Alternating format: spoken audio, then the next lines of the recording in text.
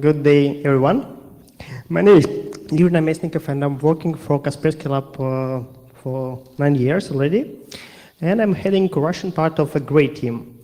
So my presentation for today is about our research and mostly about attacks. So it's like the first presentation of the day, it will be also food for thoughts. So my overview for today is a bit explanation, who am I, what we are doing.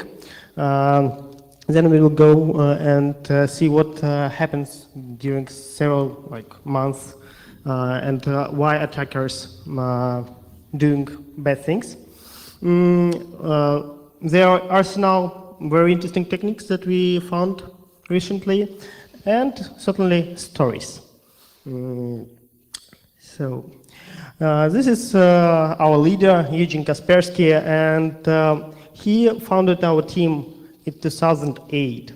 And we are focusing not just on detecting malware, but on digging deeper. So we are not just to find it, but connect all the dots, grab all exploits that connected to these things, and so on and so on. So if the malware attacking some factory, it's our job. We need to reverse engineer it, see what's happening, and so on. What is first, most interesting advanced persistent attack that you heard of? Black energy. Carbonac. Okay. First, but before. Stuxnet, exactly. You see, 2010, Stuxnet. So we were 2 years already working, and we were prepared to reverse engineer these things. Actually, what we used to protect is something like that. And you still remember, ATMs. Yeah? Still running. How many ATMs do you think still running in percent are still running this operating system? 90? 98. So, and this is and when this Microsoft stopped issuing patches for this system? February, yeah. So this is actual state of information security in the world. And what we need to protect now is looking like that. And do you know how to update such things? Me? No. Because, for example, to roll up updates, what you do? You have a production server, you have a testing server, so you roll up update in testing environment, everything goes okay, then you move to production server. To roll up updates here, you need to build another one, the same, test everything, roll up, yeah. And these things it built 20 years ago, 10 years ago, 15 years ago, and it still works as it was designed. And the worst thing is that these things are connected to internet. They were not designed to be connected, but they are.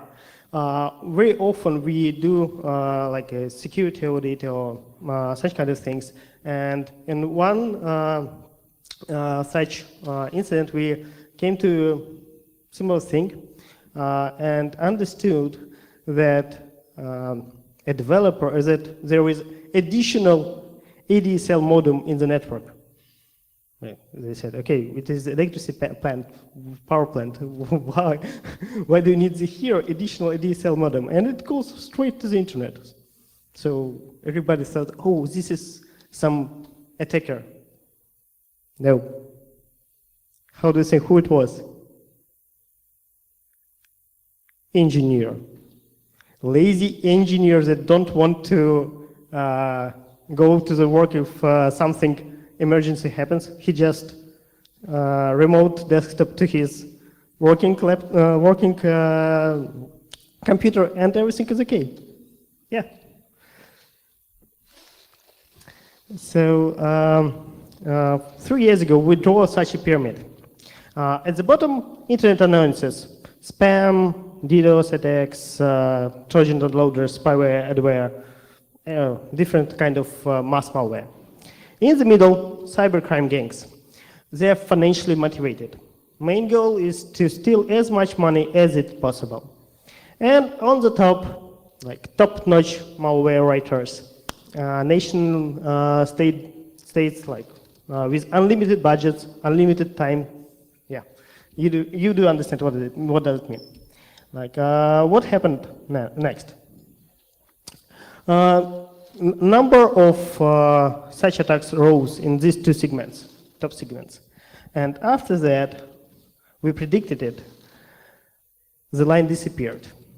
And eventually all these techniques that were used by nation states, all these technologies, now they are normal criminals, now they're using it. And I will show you a lot of examples of such things. And as I mentioned, Stuxnet was like a first drop.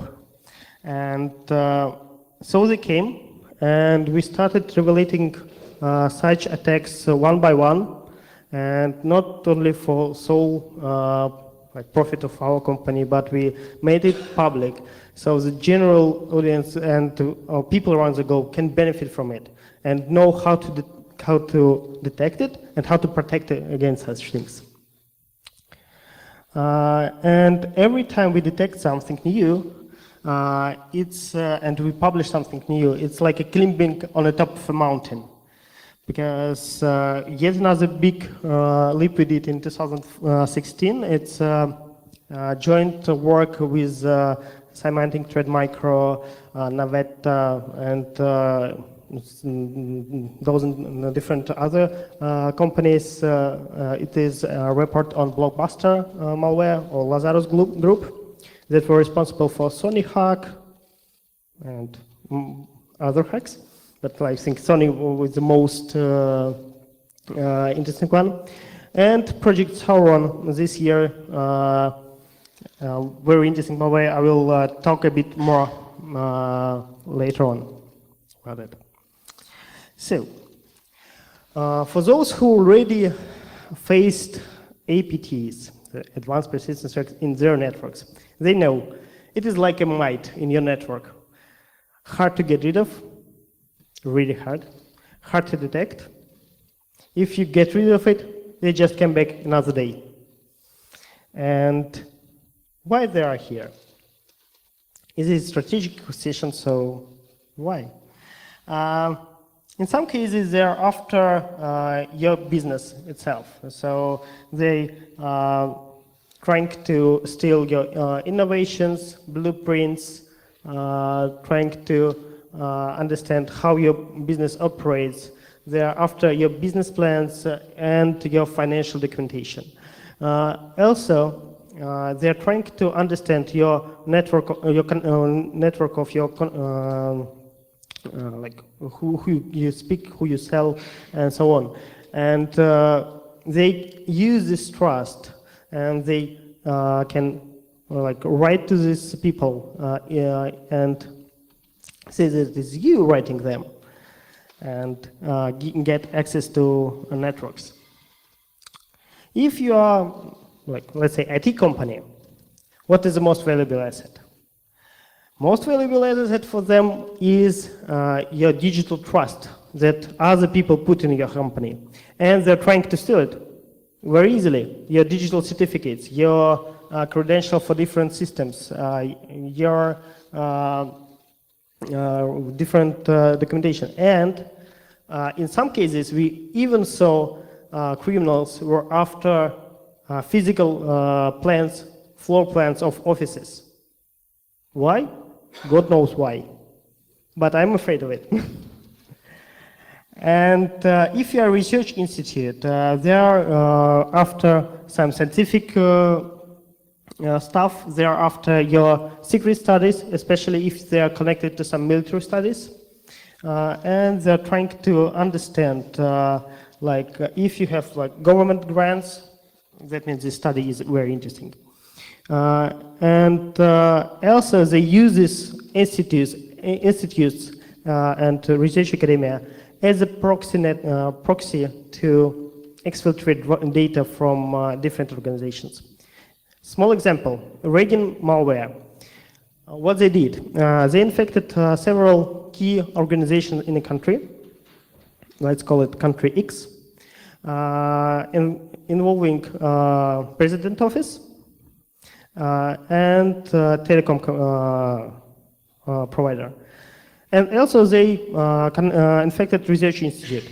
So yes, like people who are protecting governmental network, they really look after who is, where their traffic goes. And actually, they use this research institute as a proxy to proxify network, traffic from governmental network to research institute and then out of the country. And that's not the end. Also, they're trying to understand business procedures of some organizations and then blackmail people. And it happened several times already. So, this is like main motivation for APT attackers. And what do they use? Let me introduce you three nice guys. So this is like very fast explanation. 0 day, 1 day, all day. All these guys, so your network is well protected, but they need to get into somehow. And in some cases, people do leave the door open, get in, but in most cases, the door is closed. So to get the key to this closed door, they need to use some kind of exploit. So 0 day is exploit that there is no prevention against it. Yeah, it means nobody knows about it. It costs $100,000, sometimes more, and it's very efficient. All day is a 0 day, retired 0 day. So, but considering how slow everybody updates, it means it's still effective. If you remember configure worm, 3 months after it was released the patch, after it was released the patch for this vulnerability that configure worm used, still 8 million computers were vulnerable. 8 million. And 1 day. 1 day is an interesting concept. What bad guys do? They just reverse engineer patches that vendors issue. And they look, they just patched this chunk of code. Let's check. Can we play with this chunk of code? Yes, okay, now we have working exploit. Yes, it's not such effective as 0 day, but still, considering that everybody updates very slow, it will be, it can work. Okay, after they get in, they need to bypass internal security of your network, of your castle. Yeah. So, like in a castle, everybody has identity tags. Yeah, and guards checking them. And this tags in computer world is certificates. So what they do? They issue fake certificates, but it's easy to spot. Yeah, like any normal guard will check, oh no, it's fake certificate, you're not allowed to do anything. What they do also, they steal certificates from vendors. Stuxnet use stolen certificate, like a lot of APT attacks use stolen certificates. So it's just the signing mechanism, like all the needed files, and that's it. Also, they what they do, they do it in a legal way, kind of. So they just register a firm that sells vegetables and some other fruits. And also, this company has a certificate for digital signing files. Why? I don't know, but it works. And also what we saw is a forged certificates. So sometimes people use weak encryption method or two small keys, and bad guys can just forge a certificate. After they get in, so they understand that everything is okay, they need to move on. And they, in most cases, they just upload some first stage implant. And this implant searches for needed workstations and then uploads all other modules.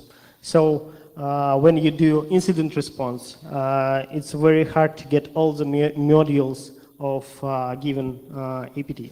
And what they can do a lot of stuff. Like every time they do is file system, getting passwords, sound recording, screen recording, and even smartphone infection. And in the most advanced attacks, what we saw, they demonstrated a variety of other things, like register-based virtual file system. So when you do forensic, you will find nothing interesting on a file system. Jailbreaking mobile OS, they do firmware infection of hard drives. The only way to disinfect such hard drive is to take something very heavy and do like. And GSM stations intercept, and what we saw like this year is full network compromise. Like the network of 1,000 computers is compromised, but everything is in memory. It means that the persistence modules is only on several key servers. So every time you switch on your PC, it's clean. And like several minutes after, it's infected. You restart it, it's clean. Several minutes after, it's infected. And another thing that we also spotted during the last 2 years is heavy usage of whitelisted programs, like legitimate programs. PowerShell scripts, VNC files, VNC program, and so on. And now you know everything about like how they get in, but what is the last thing is how to initially penetrate one system that they need. What they do? Good old spear phishing works very well. I think everybody saw such emails. Social networks and instant messaging the same way as spear phishing. Watering holes. So what they do, they infect a website that employees of a company would sooner or later use. For example, you run some kind of SCADA system, and sooner or later you will go to the SCADA vendor website to download some files. They hack this website and replace files. So you download your SCADA system patch plus malware. And hospitality networks, it's a really interesting vector also. For those who travel a lot, what is the first thing you do when you check in your hotel? After check-in? Wi-Fi, exactly. Yeah, asking for Wi-Fi. And what criminals do, they infect hotel network, and they know that in a given day, given person will be in this hotel, and then switch off on the infection. When a person checked in a hotel and wants to connect to a Wi-Fi, he needs to type in his room number and his surname. Enter. After it, they see that this person connected to Wi-Fi. Let's show him your Adobe player is outdated. Person clicks OK because it's a legitimate window of Adobe player. It downloads Adobe player installation package, with, but it's signed not by Adobe, but some German website for strange German website. And it embeds original Adobe Player update and malware. After malware get installed, it does nothing for 180 days. So when this laptop returns back into the network of an organization, then only then it switches on. And it's particularly impossible to understand how this laptop was infected. And USB drives, still effective. Like, because people, like still using USB to like give me a, let's transfer payroll files to your computer. Like it's using Wi-Fi is too slow. Let's use USB. And the last thing is interdiction. Interdiction, actually, it is a military term. Is there any military in the room? Yeah. So what they like do? They took this technique from militaries. They when somebody buys equipment, hardware, for example, disks, servers, and so on, they just arrive already infected. So you get them into your system, and they're already infected. And also what we saw is on one conference, attendees of the conference got CD disks with materials and photos and so on. And some of the people got like better version of this, upgraded version of these disks. So somebody replaced these disks during the sending process. So, do you remember, yeah? Line is disappearing. This line, I mean. And we already mentioned it, yeah? Bangladesh hack, 88 millions, 81.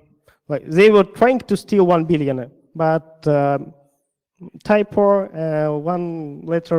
one wrong letter, and only 81 millions. But still, it's quite a huge amount of money, believe me.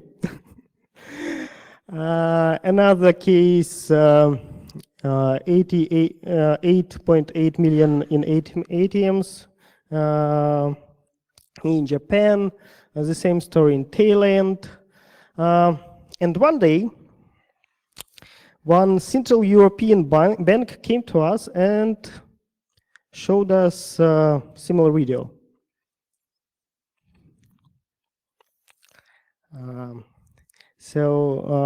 It is one of the capitals in Central Europe. And as you can see, this guy did not insert his credit card or even touched ATM. Now he needs to send SMS confirming that he's standing in front of the right ATM machine. Operator says okay, and this is really hard job.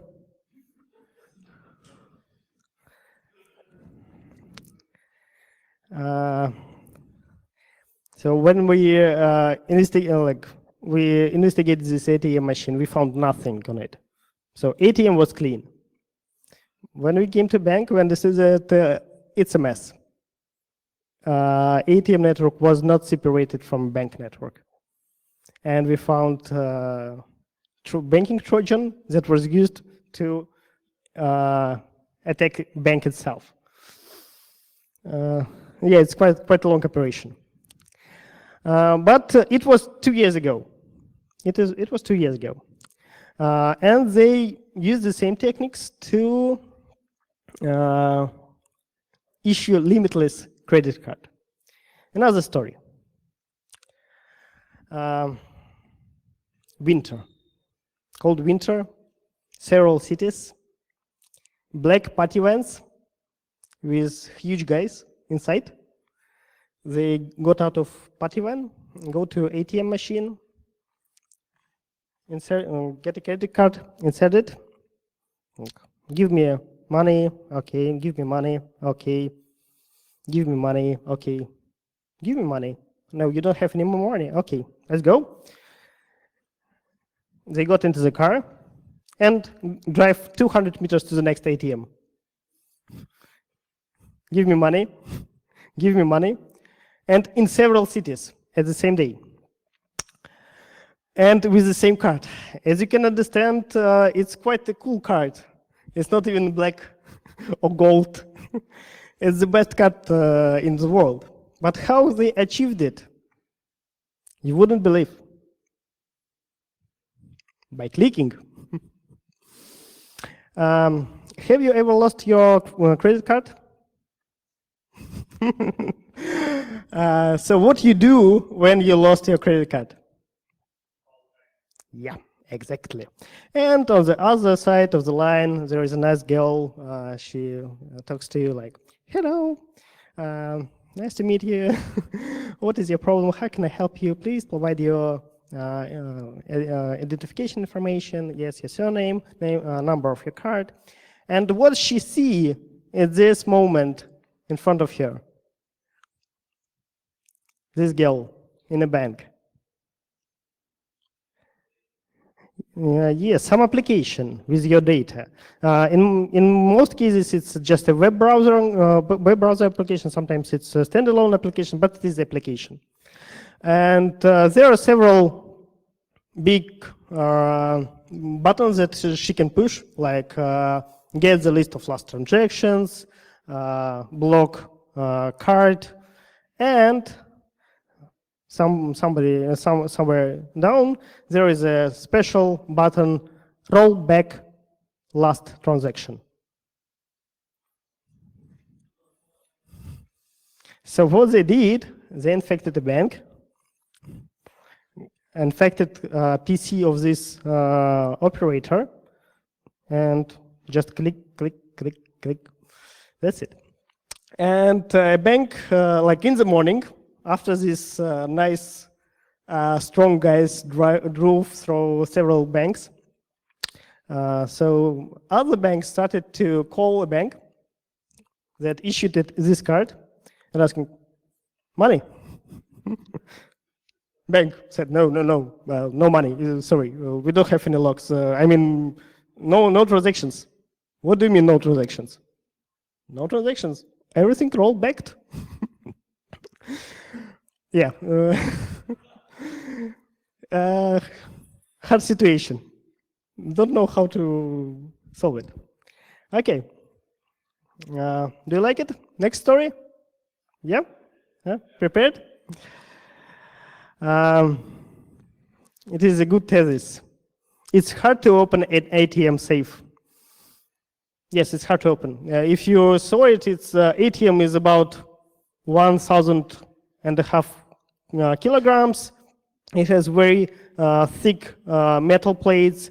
You can just open it with like your hands or bomb it. Not very effective. So the safe is very safe. Sorry, but it is. Because people that invented this thing, they were like, they understood that money should be in a very like well-protected place.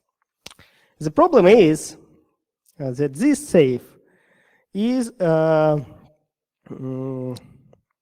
commanded or operated by a small computer on the top of this ATM. And have you ever seen how well protected this computer is?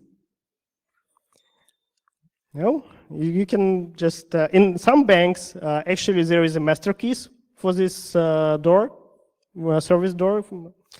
In some banks, they change these keys, but anyway, it's a simple key. You can do it like, and that's it. And what we saw, so On every ATM, there is a special exe file, SPI services. It's extension that Microsoft extension for working with financial services. And we saw a classic virus, like from 90s. It was like this moment. Oh, wow, something very, very old. Infection of this SPI service.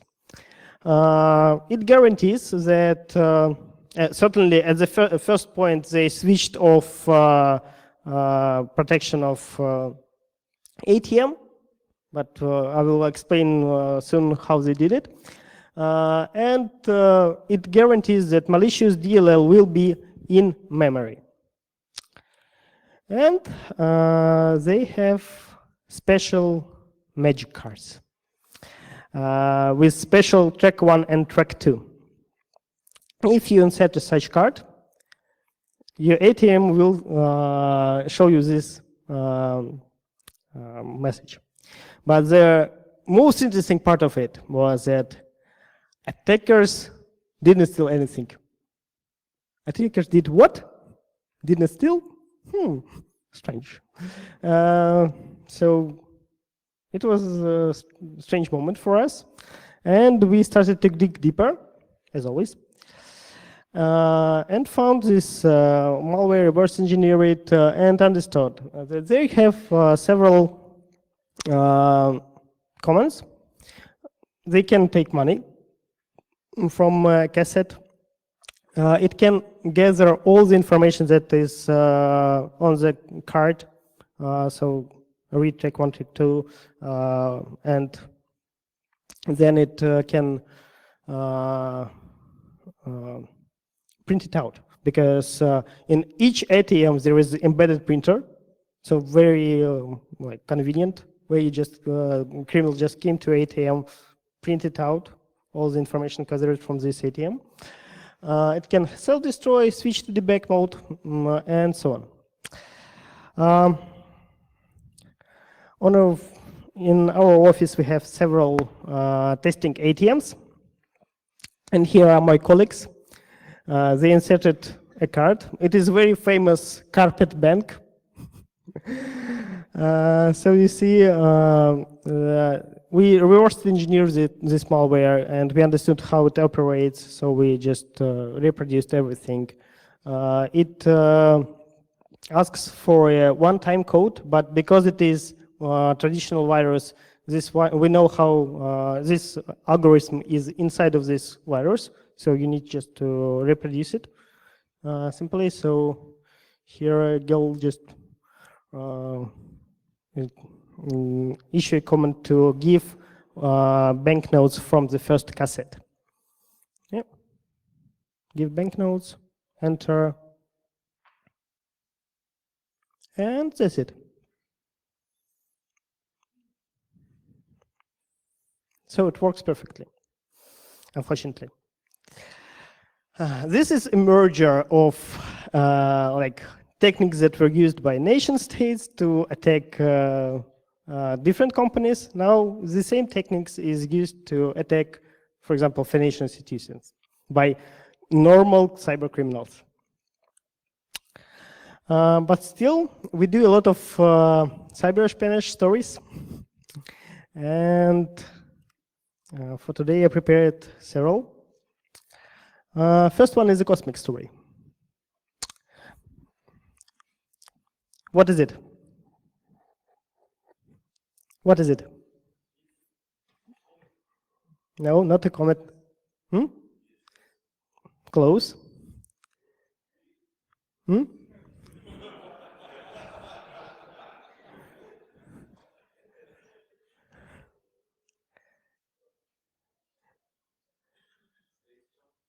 No, kinda. Okay, it's satellite on a geostable orbit, so it doesn't move.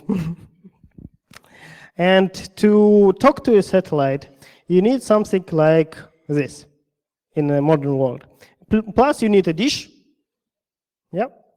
Round and cool. You get your dish connected to this device, DVB card, and you can receive signals from satellite. And this is used by APT attackers. What for? For hiding command and control servers, because if law enforcement get command and control server, it means operation is over. And they can understand how it operates, who are the victims, who were maybe attackers, and so on and so on. So, command and control server is the most vulnerable part of any operation. What they did, they used IP addresses of different satellite users as a command and control server. So how it works? Let me click. Malware in some organization calls to a IP address in some satellite network IP address range, and sends packet to this IP address. It goes to satellite and goes down to this user. Unfortunately, this user doesn't have any opened port for this packet, so it just drops it because satellite connection it was very slow, and instead of giving a reply back that there is no such open port, this packet just drops. And attacker receives this packet. Why he receives this packet? Because there is no encryption on the same matter, because satellite link is very slow and there is no encryption. So they receive this message, do all necessary stuff, and reply back using traditional Ethernet. Why they can do it? Because this system, with original IP address, don't reply back. It just drops the packet. And attacker can simply forge needed packet and reply back. How to find such, let's say, command and control server? Quite impossible, because it's several hundred square kilometers, and anywhere could be this computer.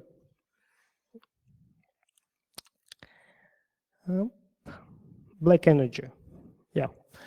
It was already mentioned today about black energy, and what I wanted to show you is actually they got into a system of several Oblast Energo.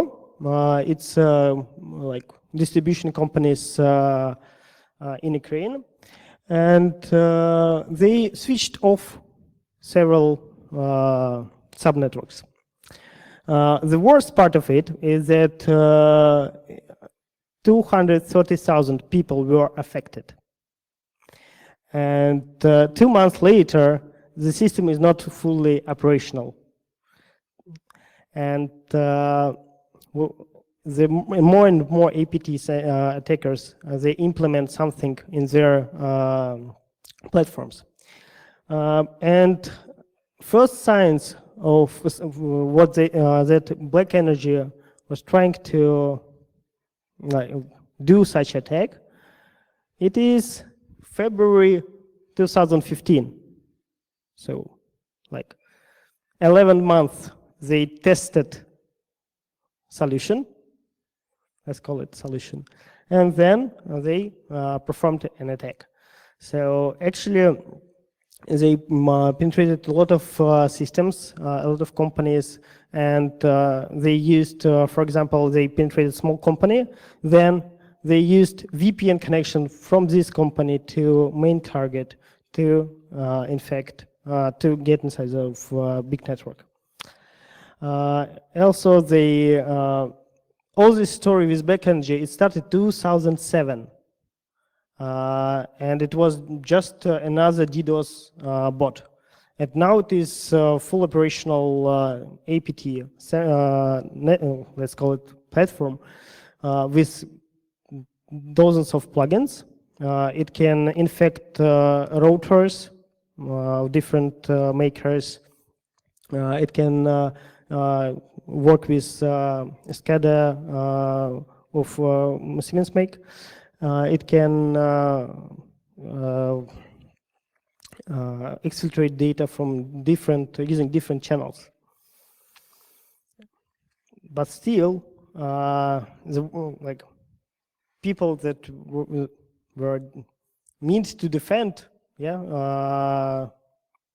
network of critical infrastructure networks, they did very few, and that's why they were able to, like, they had plenty of time to understand how everything works and switch it off.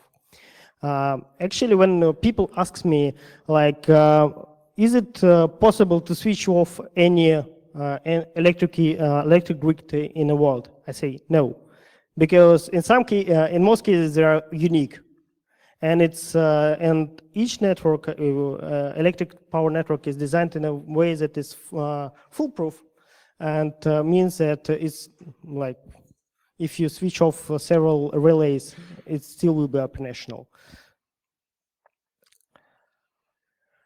And one more interesting story, Project Sauron. Actually, it is not our name, it is name of the developer's name. And what is interesting, it targeted very few countries. We saw Russia, Rwanda, Iran, and our colleagues from Semantics saw also Belgium, Sweden, and China. So as you see, not very big set of countries. But it is the number of victims is very, very high, and they not just infect several computers, they infect the whole network. And these guys, they definitely read our reports, because like when you do research, you are searching for some patterns, and they did unique configuration, unique files for each victim, which means indicators of compromise in this case more or less useless. So what the like key features? They have 50 plus plugins for doing different stuff. They were interested in getting keys, configurations, getting access to service to a special software that was used by government to encrypt messages. And as always, they use very strong encryption algorithms like RC6, RC5 for SALSA20, etc., etc. And they use DNS to exfiltrate data. Actually, what they did also to exfiltrate data from networks, and they exfiltrated gigabytes of data, they proxify it through high-load servers like proxy server of an organization, WebGate. Everybody watching YouTube in this organization, cool. We will use this server to exfiltrate data because you wouldn't see any spikes in this case. And everything is technical details showed us that these guys, they learned a lot from other extremely advanced actors because they used features from DQ malware, they used features from Flame, and they used features from Region. So, for example, they have ability to infect air-gapped networks. They create special partition on USB drives that is not visible from Windows, but is visible by for malware. They use registry-based virtual file systems. They use Lua script, like kind of Lua script language to operate different to create plugins. So yeah, yeah. Um, and for like I said that as you can see, it's like race of weapons is always like getting faster and faster. They use new technologies. By the way, it's still unknown how they got into this network. No clues right now. And the problem is the line is disappearing not only in a way from that traditional criminals learning from these highly professional guys, but also, once again, Lazarus team, and once again, Bangladesh bank heist. When you like, do a lot of reverse engineering and you're starting to find patterns, you like patterns, as I mentioned it. And I know there's like not everybody likes decompiled code, but believe me, it looks the same, more or less. And on the left-hand side is a part of code that were used in Sony hack. On the right-hand side is a part of code that were found in Bangladesh bank. Feel the difference? No difference. What could it mean? It could mean that these guys, they're active from 2009, they attack everything. They attack South Korean companies, they attack South Korean government, Sony, and now they attack banks. And there are news that also the same problem suffered several more banks in Vietnam and a couple different countries, which could mean that this group also made like $1 billion. And it's like a new way of getting funds for nation state actors. So it's this line is not working only in one way, but in the other. So the ultimate goal for these guys is power and money. And by the way, how they get in when they get into the network of a bank to bypass security and to start issuing fraudulent SWIFT transactions, they needed to patch 2 bytes. So they patched 2 bytes of legitimate application, and it was enough to steal more or less, maybe 1 billion.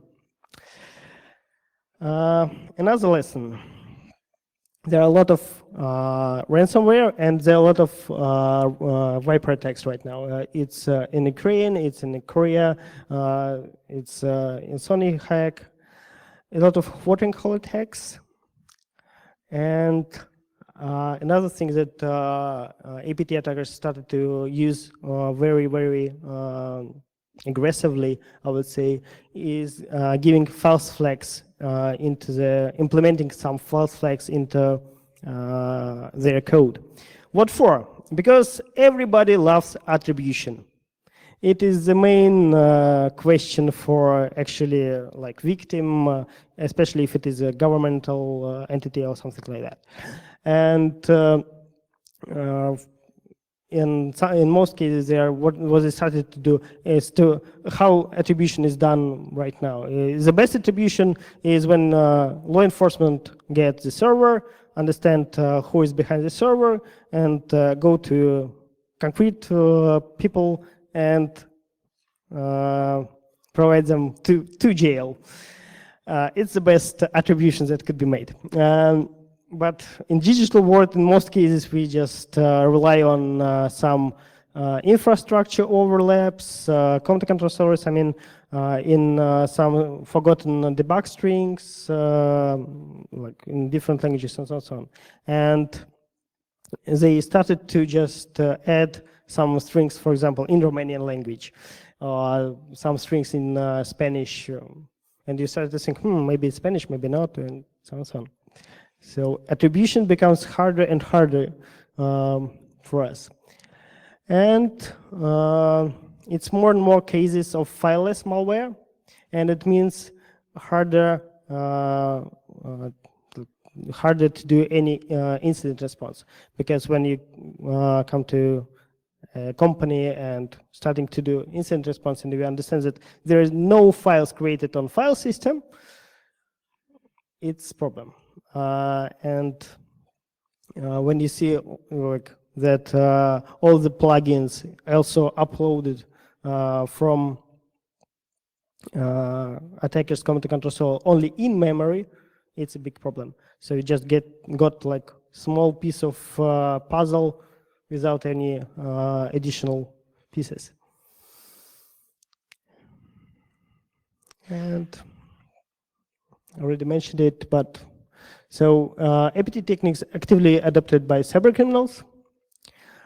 Business supply chains are very interesting method of getting inside of big companies, because a company with 50 employees can't afford like big IT security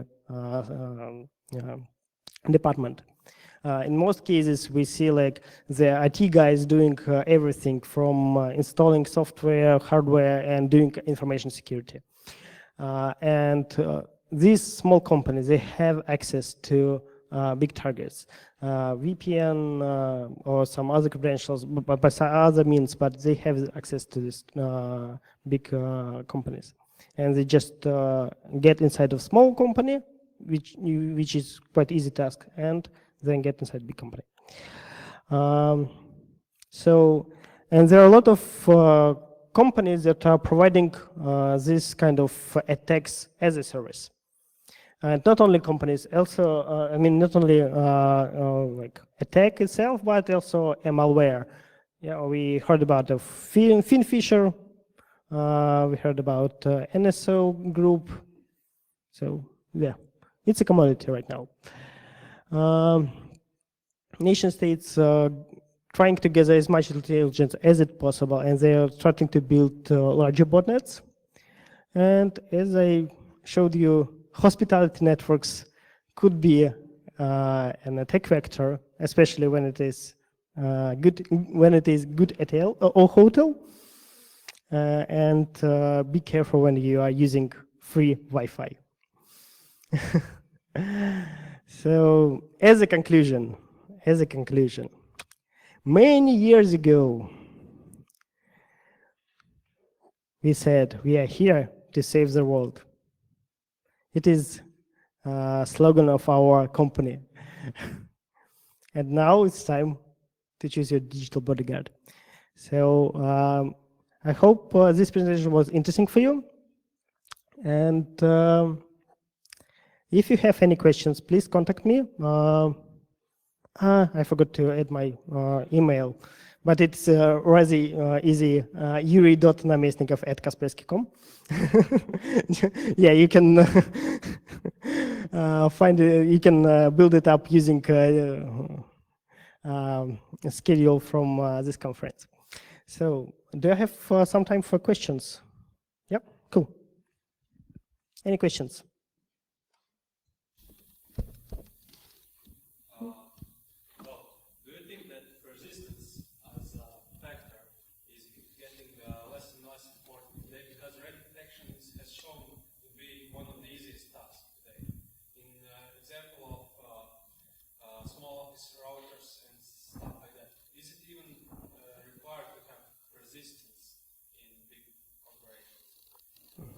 Thank you for your questions. Actually, we, as you might know, Kaspersky was a target of APT attack.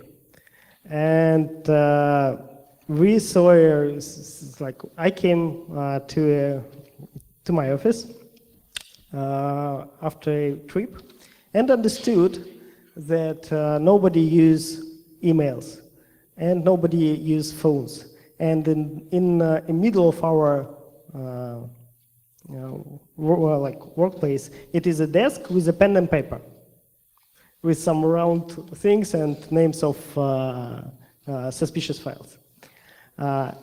And the biggest problem was actually that there were no persistence on infected machines. So every time we rebooted machine, the machine was clean.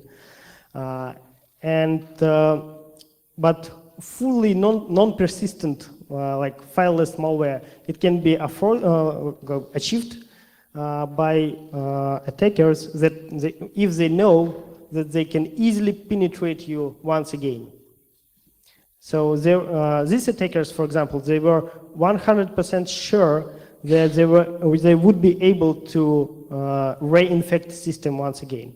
It is achieved by using 0 days, or it is achieved, as you said, for example, by using vulnerabilities in routers and such stuff that is not easily monitored and not easily patched.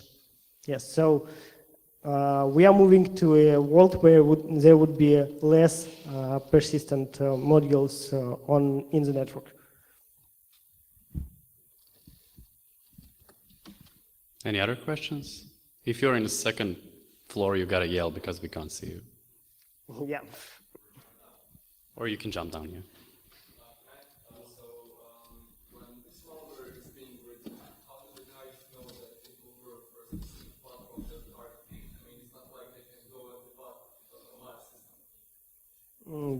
Okay. Actually, yes, maybe they can't go and debug, but they can use like infected systems as a debug. Also, their like documentation is freely available, so they can use it. Plus, they can get developer versions and use it to debug malware. Yeah, you can go. Since most APTs do use some kind of CNC protocol to communicate with the attackers, so there is some traffic to be seen within your perimeter. So what's the best way, or is it the main way that the company should utilize to see that traffic? Is it EPSs within perimeter? Is it, I don't know, to break SSL connections to reverse proxies to see connections? Is it anti-malware on all systems, or is it everything to see? Okay. Thanks for the question. As I said, there is no easy solution. Yeah. I'm like a threat intelligence guy, so but most effective way is to have several layers of protection, certainly. Like you can just switch on one layer, switch off one layer, and be secured because attackers will identify that you don't have this layer of security. It means that they can go through this hole to your network. When we're talking about monitoring traffic, and in most cases they use HTTPS, SSL connection to get the traffic out of the network, or DNS, or whatever. But what you can do, you can look for anomalies. It's not very easily implemented, but it is implemented with several solutions. Our company provides such solution that looks for such anomalies in network traffic and tries to detect it. It's called Kaspersky Anti-Targeted Attacks Platform, actually. So, yeah, it is possible, but you need to implement some nice logic inside of this system. Because if your security officer will get like 100 or 1,000 notifications. Like on second day, he will just stop watching these notifications. It's very hard to find very needed and really tied to targeted attack connections. Any other questions? What's your opinion on IoT in the future? Because it's getting more and more important, also will be used in companies, and it's also one attack vector. Thanks. IoT, we saw already several attacks when, for example, printers were used as an initial attack vector. We saw so IoT is growing very fast, and it's like a disaster for security officers. Like after the university, everything looks for you when you first came to office. It's first shock because you think that your security perimeter is like server and a lot of workstations. But unfortunately, it is not. Your security perimeter right now is workstations, phones, different fringes, everything. And it all generates traffics, and it all connected to internet. The worst thing is that consumer electronic lifetime is very short. So when vendor issues new device on the market, the lifetime of this device is like 2 months. After that, the developers of this device, they are already doing some new device. And if you will find some vulnerabilities and send them to vendor would say, okay, it will be patched in the next release of this device. Which means that that users that bought this device already will never ever get any update. It is a common situation, and certainly hackers can use it to infiltrate networks. But they still have more efficient way to get into. And you know the answer, spear phishing. Because people still clicking and still opening documents.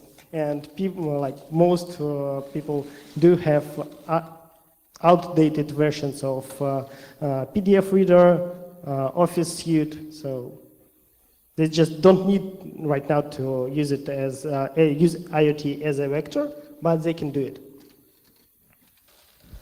Thank you again. I'm just going to stop with the questions at this point because of the time. But thank you again for the presentation. Thank you very much. Thank you, organizers, for giving opportunity.